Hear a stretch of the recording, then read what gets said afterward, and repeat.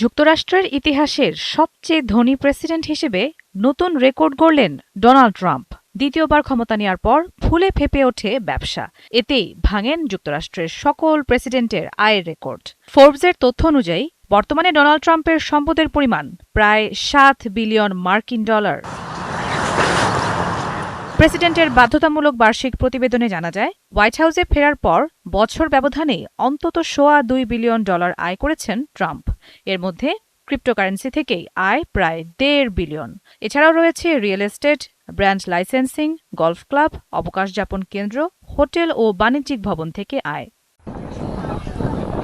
তথ্য বলছে, গেল বছর ক্রিপ্টো থেকে ট্রাম্পের আয় $1.4 বিলিয়ন। দ্বিতীয় মেয়াদে ক্ষমতা নেওয়ার পর ক্রিপ্টোকারেন্সি খাতের নিয়ন্ত্রণ শিথিলে নেয়া নির্বাহী পদক্ষেপে বিশ্বজুড়ে সৃষ্টি হয় তীব্র বিতর্ক। পাশাপাশি এমন বিপুল আয় নিয়ে নৈতিকতার প্রশ্নও তুলছেন বিশেষজ্ঞরা। তবে হোয়াইট হাউস বলছে, ট্রাম্প প্রশাসনের সব পদক্ষেপ মার্কিন জনগণের স্বার্থ বিবেচনায় নেওয়া হয়েছে। প্রেসিডেন্ট বা তার পরিবারের কেউ নিজের স্বার্থের জন্য ক্ষমতার অপব্যবহার করেননি।